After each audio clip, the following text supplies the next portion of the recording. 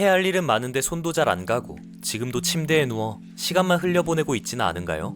저도 그런 경험이 있습니다. 일상 속에 지쳐버려서 좋아하는 것들도 귀찮고 하루 종일 유튜브만 보다가 주말을 통째로 날려버린 적도 있죠. 이런 무기력함을 겪고 있는 우리는 게을러서 이러는 걸까요?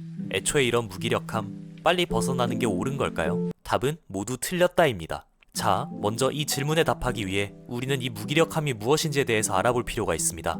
정신건강, 노화의 심리학을 연구하는 미국의 사회학자 코리 키스, 그는 이런 무기력을 시드람이라고 표현합니다. 이 시드람이란 낮은 수준의 정신적 피로감인데 처음에는 이런 증상이 그다지 눈에 띄지 않기 때문에 사람들은 이를 쉽게 넘겨버린다고 말합니다. 하지만 이 시드람을 장기간 방치한다면 정신적 질환으로도 번질 가능성이 커지게 되죠. 할 일을 자꾸만 미루게 되고 뭔가를 생산적인 걸 해야겠다는 불안한 마음이 들지만 막상 실천하지는 못하는 그런 상태가 반복된다면 우리는 한 번쯤 내가 시들해진 건 아닌가 하고 의심해볼 필요가 있습니다. 하지만 이런 증상 어디서 많이 들어본 적이 있지 않으신가요? 네, 맞아요. 번아웃입니다. 그래서 여러분들은 아마 자꾸만 의욕 없이 침대에만 눕게 되면서 이게 번아웃인가? 의심한 적이 있으실 수도 있습니다. 하지만 번아웃은 조금 다릅니다. 번아웃은 정신건강 문제가 아니라 해야 할 일과 그 일을 해낼 자원 사이의 균형이 맞지 않아서 만성적인 스트레스를 받는 업무 관련 현상이라고 볼 수 있습니다. 과도한 노력과 스트레스 끝에 완전히 에너지가 고갈되는 것이라고 볼 수 있죠.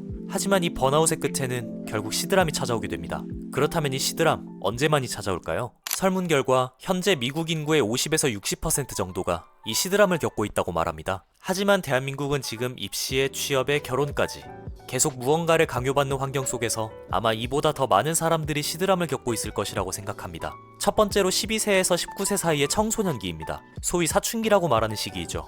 호르몬이 변화하고 전두엽이 활발히 발달해가는 시기입니다. 그래서 자기 통제가 약하고 감정 기복이 상당하다고 볼 수 있죠. 그러는 와중에도 친구들과의 관계, 학업 성취, 부모님의 기대에 대한 스트레스도 이만저만이 아닙니다. 그래서 자기 자신에게 신경 쓰지도 못한 채 시드람에 빠져버리게 되는 것이죠. 그렇게 우리는 모두 어렵사리 청소년기를 지나왔습니다. 두 번째 시기는 25세에서 34세 사이의 청년기입니다.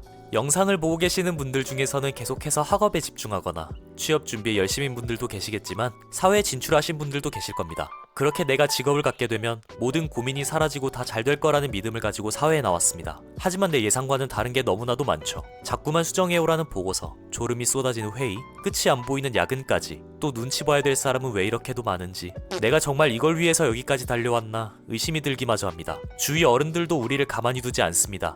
취업은 언제 하니? 연애는 언제 하니? 결혼은? 왜들 그렇게 관심이 많은지 모르겠습니다. 이런 수도 없이 많은 숙제들은 청년들을 무기력해지게 만듭니다. 이렇게 우리의 인생에서 가장 건강하고 활력이 넘쳐야 할 시기에 시드람은 자꾸만 우리를 방해하려고 안달입니다. 그렇다면 이 시드람 어떻게 극복해야 되는 걸까요? 우선 이 시드람을 극복하기 위해서는 자신이 시들하다는 것을 받아들이는 것에서부터 출발합니다. 의도적으로 자신이 무기력한 상태가 되는 것이죠. 그렇게 자신이 시들한 상태인 것을 충분히 느끼고 나면 아주 작은 것에서부터 시작하는 겁니다. 방금까지 침대에 누워있던 사람이 밖에 나가서 5km 달리기를 하려고 한다면 그게 과연 쉬운 일일까요? 그렇기 때문에 우리는 목표를 잘게 나누고 그 나눠진 목표를 성취하는 것에서부터 즐거움을 느껴야 합니다. 내가 달리기를 하려고 마음을 먹었다면 일단 일어나서 간단히 스트레칭부터 시작하는 거죠. 그리고 스스로에게 칭찬을 해주는 겁니다. 오늘 내가 누워서 유튜브만 보고 있는 게 아니라 일어나서 스트레칭을 했어.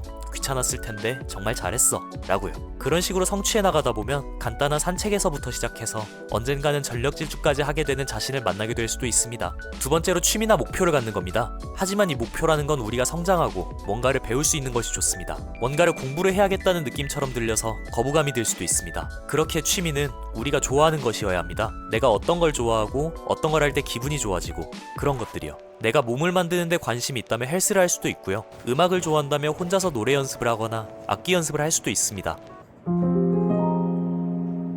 스스로 선택한 새로운 무언가를 나만의 시간에 나만의 이유로 배우는 일은 정말 놀라울 정도로 시드람에 효과가 있습니다. 자, 하지만 이런 게 모두가 가능했다면 우린 모두가 정말 똑똑하고 부지런한 사람들밖에 없을 겁니다. 그래서 사실 제일 중요한 건 그 다음입니다. 우리는 취미나 목표를 갖기로 했습니다. 하지만 우리는 매일을 그 목표에 다가갈 수만은 없다는 걸 여태까지의 경험으로 잘 알고 있죠. 다이어트 중에 단 것을 집어먹을 수도 있고 원하지 않는 술 약속에 불려나갈 수도 있고 왠지 컨디션이 안 좋은 날도 있습니다. 그래서 우리가 나와의 약속을 지키지 못하거나 목표를 이뤄내지 못했을 때 느끼는 죄책감, 수치심을 회피하지 말고 있는 그대로 느끼는 자세가 중요합니다. 그리고는 통제할 수 없던 과거는 잊고 자신을 용서하는 거예요. 실패를 받아들이고 자신을 용서하며 자신에게 친절해지는 연민의 자세를 가지면 분명히 다시 일어설 수 있을 겁니다. 언제나 몇 번이라도요.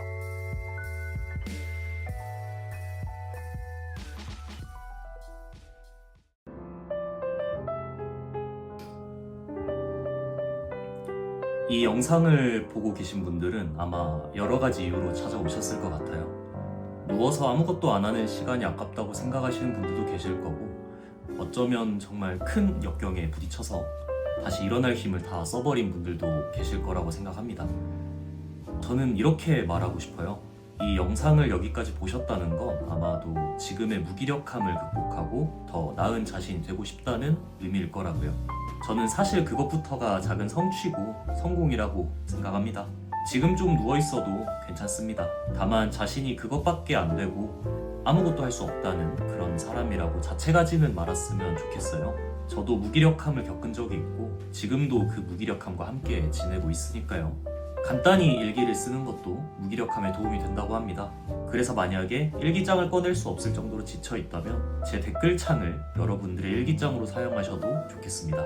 다른 분들이 여러분들의 일기를 본다면 아마 더 힘나시지 않을까요? 구독은 해주시면 좋겠지만 저는 그저 이 영상을 통해서 여러분들이 조금이나마 자기 자신을 찾는 데 도움이 되었으면 좋겠어요. 계속해서 나를 찾아가는 과정을 여러분들과 함께 하고 싶습니다. 저는 그럼 다음 영상으로 찾아올게요. 감사합니다.